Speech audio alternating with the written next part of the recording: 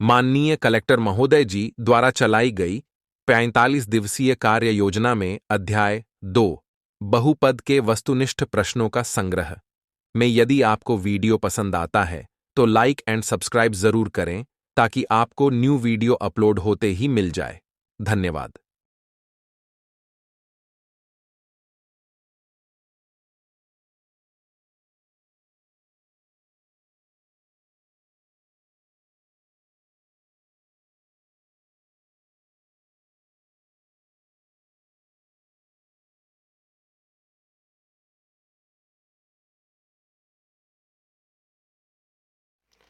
Mission 45 दिवस की कार्य योजना का चौथा दिवस है, दिनांक 4/12/2023 में, जिसमें आप सभी का स्वागत है। आज हम अध्याय 2 बहुपद के वस्तुनिष्ठ प्रश्नों के बारे में चर्चा कर रहे हैं। पहला प्रश्न दिया गया है कि बहुपद का व्यापक रूप क्या है। तो उत्तर होगा द्विघात बहुपद का व्यापक रूप ax² plus bx plus c, जहाँ a बराबर नहीं है 0 की। ये हमारा किसका है? द्विघात बहुपद का व्यापक रूप है। क्वेश्चन नंबर दूसरा, रैखिक बहुपद ax प्लस b के शून्यक क्या है? तो उत्तर आएगा इसका -b/a। इसके बाद क्वेश्चन नंबर तीसरा आपको दिया गया है कि यदि द्विघात बहुपद ax² plus bx plus c के शून्यक अल्फा व बीटा हैं तब शून्यकों का योगफल क्या होता है? तो उत्तर आएगा शून्यकों का योगफल -b/a होता है। क्वेश्चन नंबर चौथा, यदि द्विघात बहुपद ax² plus bx plus c के शून्यक अल्फा बीटा हैं तब शून्यकों का गुणनफल क्या होता है? क्वेश्चन नंबर चौथा, यदि द्विघात बहुपद ax² plus bx plus c के शून्यकों अल्फा व बीटा हैं तब शून्यकों का गुणनफल क्या होता है? तो उत्तर आपका आएगा c/a। क्वेश्चन नंबर 5, द्विघात बहुपद में कितने शून्यक होते हैं? उत्तर आएगा जितनी घात उतने शून्यक। यदि यहाँ पर बोला है द्विघात, इसलिए कितने शून्यक होंगे इसके? 2 शून्यक होते। जितनी घात बोलते तो कितने शून्यक बनते? 3 बनते। यदि घात n बोलते तो कितने शून्यक बनते? n बनते। परंतु क्वेश्चन में बोला गया है कि द्विघात बहुपद में कितने शून्यक हैं, इसलिए उत्तर आएगा 2। क्वेश्चन नंबर 6वां, बोला है त्रिघात बहुपद में कितने शून्यक होता है? तो हमने बताया भी कि जितनी घात उतने शून्यक। यहाँ पर त्रिघात बोला हो इसलिए इसके कितने शून्यक बनेंगे? 3 शून्यक बनेंगे। क्वेश्चन नंबर 7वां, इसका उत्तर क्या आएगा? n घात बहुपद में कितने शून्यक होते हैं? तो n शून्यक होते हैं। इसके बाद क्वेश्चन नंबर 8वां, बोला है x² - 3 के शून्यक क्या है? तो इसका उत्तर आएगा ±√3, या ऐसा भी लिखा जा सकता है -√3, √3। इसके बाद क्वेश्चन नंबर 9, बोला x² - 5 के शून्यक क्या है? तो इसका उत्तर आएगा ±√5 या -√5, √5। क्वेश्चन नंबर 10वां है 4u² प्लस 8u के शून्यक क्या है? तो इसका आंसर आएगा 0, -2। क्वेश्चन नंबर 11वां, t² - 15 के शून्यक क्या है? तो इसका उत्तर आएगा ±√15 या -√15, √15। क्वेश्चन नंबर 12वां, x² प्लस 7x प्लस 10 के शून्यक पूछा गया है इसमें। तो अपन निकालेंगे उत्तर। 5 दूनी 10, 5 और 2 होगा तो अपने पास क्या आएगा? -2, -5। Question number 13, 2x³ plus 3x² plus 4x plus 5 के शून्यकों की संख्या क्या है? तो उत्तर इसमें अपन देखते हैं घात सबसे ज़्यादा बड़ी क्या है। यहाँ 3 है, यहाँ 2 है, यहाँ पर 1 है, यहाँ कुछ नहीं मतलब 0 है। सबसे बड़ी कितनी कहला गई? 3। जितनी घात होती इतने शून्यक होते हैं, तो सबसे बड़ी घात कितनी इसकी? 3 है, इसलिए 3 ही शून्यक बनेंगे। इसके बाद question number 14, x² plus x - 12 के शून्यकों का गुणनफल पूछा गया है। इसमें क्या पूछा गया है? गुणनफल, तो जब भी गुणनफल की बात आती है तो अपन जानते हैं शून्य को गुणनफल c बटे a होता है। c कहाँ पर मिलता है आपको, हमेशा संख्या लास्ट में मिलता है, तो अपन लास्ट वाली संख्या में देखेंगे चिन्ह के साथ लेंगे। तो यहाँ पर क्या लिखा हुआ -12, तो -12 आ जाएगा। शून्य को गुणनफल पूछा है तो हम लास्ट में देखेंगे, c बटे a होता है सूत्र में, तो c का मान कितना दिया -12, a का मान दिया है 1, तो -12/1, तो आंसर क्या आएगा -12। यदि आपको योगफल बोलता है तो हम कहाँ देखते, बीच वाले में, है ना, -b बटे a होता है, तो हमेशा चिन्ह उसका बदल जाएगा। यदि प्लस दिया है तो माइनस, माइनस दिया है तो प्लस होगा। परंतु प्रश्न में हमको पूछा गया था कि शून्यांकों का गुणनफल क्या होगा, तो यहाँ पर शून्यांकों का गुणनफल कितना दिया हुआ है, निकालेंगे c बटे a, तो यहाँ पर c का मान कितना दिया गया है -12 दिया गया है, तो क्या आ जाएगा -12 बटे में a का मान कितना है 1, इसलिए क्या हो जाएगा बराबर -12, आंसर हो जाएगा आपका। क्वेश्चन नंबर 15 बोल रहा है कि 6x² + 13x + 7 की घात क्या है। तो उत्तर हम जानते हैं बहुपद में जो सबसे बड़ी घात होगी वही उसकी घात कहलाएगी। तो यहाँ पर घात कितनी दी गई है 2, तो अपना उत्तर आ जाएगा 2। इसके बाद क्वेश्चन नंबर 16 आपको बोला गया है x² + 10x + 24 के शून्यकों का योग क्या है। इसमें योगफल पूछा गया है। शून्यकों का योगफल हम जानते हैं सूत्र क्या होता है -b बटे a, तो यहाँ पर b का मान कितना दिया है, अपन जानते हैं x की घात 2 के साथ a मिलता है, जहाँ पर x है वहाँ पर b मिलता है, जहाँ कुछ नहीं वहाँ पर c मिलता है। तो देखिए हमें योग पूछा है, तो जब योग देखना तो हमें किसका देखना पड़ेगा, x के साथ वाला देखना पड़ेगा। तो यहाँ कितना दिया है 10, यहाँ चिन्ह प्लस है इसलिए क्या आ जाएगा -10 बटे में कितना आता है, a का मान कितना दिया 1, तो 1 आएगा, बराबर कितना आ जाएगा -10। क्वेश्चन नंबर 17 है बहुपद x² - 4x + 1 के शून्यकों का योग क्या है। तो उत्तर आएगा हमारा, हमें योग बताना है तो हमेशा हम x वाले पद के साथ देखेंगे, तो किस में दिया हुआ, माइनस में दिया हुआ, तो इसका प्लस आंसर आ जाएगा। चिन्ह बदल जाता है क्योंकि योग में गुणा में जैसे चिन्ह रहते हैं वैसे ही लेते हैं। तो यहाँ माइनस दिया हुआ -4, तो इसका क्या आ जाएगा, +4 आ जाएगा। इसके बाद क्वेश्चन नंबर 18 शून्य बहुपद की घात खालिस्तान होती है। तो उत्तर आएगा परिभाषित नहीं, शून्य बहुपद की घात परिभाषित नहीं अर्थात अपरिभाषित होती है। इसके बाद क्वेश्चन नंबर 19 है आपका कि अशून्य अचर बहुपद की घात कितनी होती है। तो इसका आंसर आएगा 0। अचर मतलब वह संख्या जिसकी वैल्यू क्या होती है, फिक्स होती है, जैसे 1 2 3 4 5 ये सब क्या है, अचर राशियां हैं। तो यहाँ बोला है अशून्य अचर बहुपद की घात कितनी होती है, तो आंसर आएगा 0। इसके बाद क्वेश्चन नंबर 20 द्विघात बहुपद के अधिक से अधिक खालिस्तान शून्यक हो सकते हैं। तो उत्तर में आएगा कितना 2, क्योंकि हम जानते हैं जितनी घात उतने ही शून्यक बनते हैं, इसलिए इसका आंसर आएगा 2। इसके बाद क्वेश्चन नंबर 21 बोलता है त्रिघात बहुपद के अधिक से अधिक खालिस्तान शून्यक हो सकते हैं। तो उत्तर आ जाएगा अपने पास 3, क्योंकि इसकी घात कितनी दी गई है 3, इसलिए कितने शून्यक बनेंगे, इसमें 3 शून्यक बनेंगे।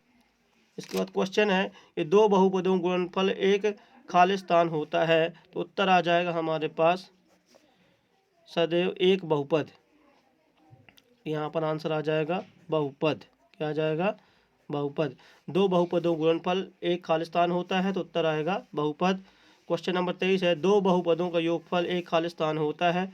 तो उत्तर आ जाएगा बहुपद।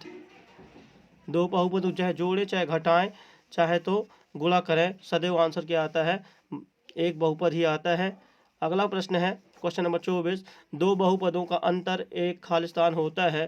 तो इसमें आएगा बहुपद। क्वेश्चन नंबर 25 है कि त्रिघात बहुपद का व्यापक रूप क्या है। उत्तर आ जाएगा अपने पास ax की घात 3 plus bx plus bx² plus cx plus क्या आ जाएगा d। ax की घात 3 plus bx² plus cx plus d, जहाँ a बराबर नहीं होना चाहिए 0 के, तब ये क्या कहलाएगा, त्रिघात बहुपद का व्यापक रूप कहलाएगा।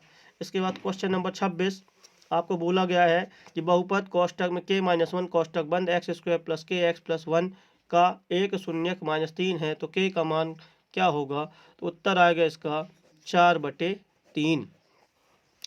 इसके बाद क्वेश्चन नंबर 27 त्रिघात बहुपद ax की घात 3 plus bx² plus cx plus d में शून्यकों का योगफल। तो शून्यकों का योगफल alpha plus beta plus gamma का मान खालिस्तान होता है। उत्तर आ जाएगा हमारे पास -b/a। क्वेश्चन नंबर 28 दिया गया है त्रिघात बहुपद ax² plus bx plus c plus d में शून्यक अल्फा बीटा गामा है तो शून्यकों का गुणनफल अल्फा बीटा गामा का मान क्या होता है। तो इसका आंसर आ जाएगा उत्तर -c/a। क्वेश्चन था कि त्रिघात बहुपद ax³ plus bx² plus cx plus d में शून्यक अल्फा बीटा गामा है तो शून्यकों का गुणनफल अल्फा बीटा का मान क्या होगा। तो इसमें अचर राशि d में होती है इसलिए इसका आएगा -d/a आंसर होगा। इसके बाद क्वेश्चन नंबर 29 है त्रिघात बहुपद ax³ plus bx² plus cx plus d में शून्यक अल्फा बीटा गामा है तो शून्यकों का alpha beta plus beta gamma plus gamma alpha का मान क्या होता है। तो आंसर इसका आएगा c/a। इसके बाद क्वेश्चन नंबर 30 है द्विघात बहुपद के ग्राफ का आकार खालिस्तान होता है तो उत्तर आएगा परवलयाकार होता है। इसके बाद क्वेश्चन नंबर 31 चर के वे मान जिसको बहुपद में रखने पर बहुपद का मान शून्य हो जाता है खालिस्तान कहलाता है। तो उत्तर आएगा बहुपद कहलाता है। चर के वे मान जिसको बहुपद में रखने पर बहुपद का मान शून्य हो जाता है खालिस्तान कहलाता है। तो क्या कहलाता है वो बहुपद कहलाता है। क्वेश्चन नंबर 32 है एक बहुपद जिसकी घात 3 है वह खालिस्तान कहलाता है। तो यहाँ पर आ जाएगा त्रिघात बहुपद कहलाता है। इसके बाद question number 33 ax² plus bx plus c Khalistan का उदाहरण है। तो यहाँ लिख देंगे द्विघात बहुपद का उदाहरण है। इसके बाद क्वेश्चन नंबर 34 रैखिक बहुपद में खालिस्तान शून्यक होते हैं तो उत्तर आ जाएगा 1। क्वेश्चन बोला था रैखिक बहुपद में खालिस्तान शून्यक हो सकते हैं तो उत्तर आएगा 1 क्योंकि रैखिक बहुपद की घात कितनी होती है 1 होती है इसलिए उसका एक ही शून्यक बनेगा। क्वेश्चन नंबर 35 एक बहुपद जिसके शून्यक -3 व 4 हैं तो खालिस्तान होता है। तो उत्तर आ जाएगा कोष्टक x इसका चिन्ह बदल जाएगा तो माइनस है तो क्या आ जाएगा +3 कोष्टक बंद फिर अगले कोष्टक में x इसका चिन्ह प्लस है तो किसमें आएगा -4 कोष्टक बंद। ये आंसर हो जाएगा। इसके बाद क्वेश्चन नंबर 36 दिया है कि AB plus BC plus CA Khalistan कहलाता है तो क्या कहलाएगा चक्रीय व्यंजक कहलाता है। क्वेश्चन है AB plus BC plus CA Khalistan कहलाता है तो आंसर आ जाएगा चक्रीय व्यंजक कहलाता है। क्वेश्चन नंबर 37 इसमें बोला है निम्न बहुपद है। अब इसमें आपको पहचानना है कि कौन सा बहुपद है कौन सा बहुपद नहीं है। इसमें हमें जिसमें बटे में x मिलेगा वो बहुपद नहीं कहलाएगा, जिसमें रूट में x होगा बहुपद नहीं कहलाएगा, बाकी सब बहुपद कहलाएंगे।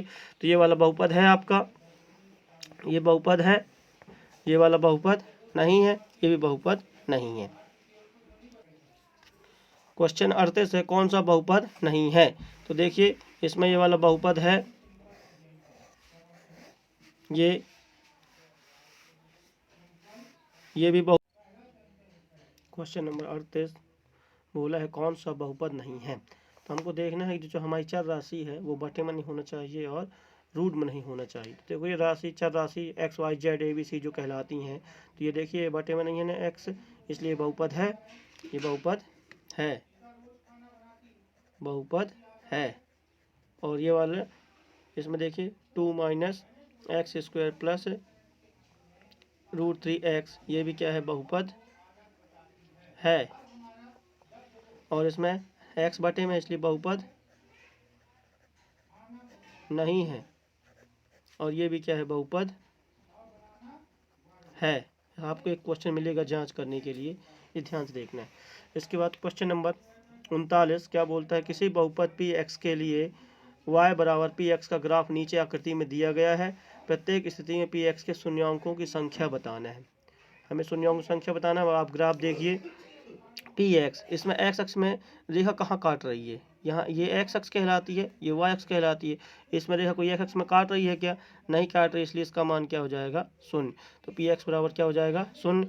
इसमें देखिए ये एक्स है और ये वाई है, इसमें ये रेखा कहाँ पर काट रही, एक स्थान पर, इसका आंसर आ जाएगा पी एक्स बराबर 1। ये वाले ग्राफ में देखिए ये एक्स है और ये वाई है, इसमें एक्स में रेखा कहाँ कहाँ काट रही है, 1 2 और 3, तो यहाँ पी एक्स बराबर कितना आ जाएगा, 3। इसके बाद देखिए क्वेश्चन नंबर 4, ये हमारा ग्राफ है एक्स और वाई का, एक्स अक्ष है और ये वाई अक्ष है। इसमें पी एक्स बराबर कितना आएगा, आपको देखना है कि स्थान पर कहाँ कहाँ काट रही है, 1 2 2 जगह काट रही है, तो आंसर कितना आ जाएगा, 2। इसमें देखिए पी एक्स बराबर, यहाँ पर एक्स में रेखा कहाँ कहाँ काट रही है, 1 2 3 4, आंसर क्या आ जाएगा इसका, 4। इसमें आप चेक करिए पी एक्स बराबर, इसमें एक्स में कहाँ कहाँ काट रही है, 1 1 यहाँ 2 और एक यहाँ 3, तो आंसर कितना आ जाएगा, 3। यदि आपको वीडियो पसंद आता है तो लाइक एंड सब्सक्राइब जरूर करें ताकि आपको न्यू वीडियो अपलोड होते ही मिल जाए। धन्यवाद।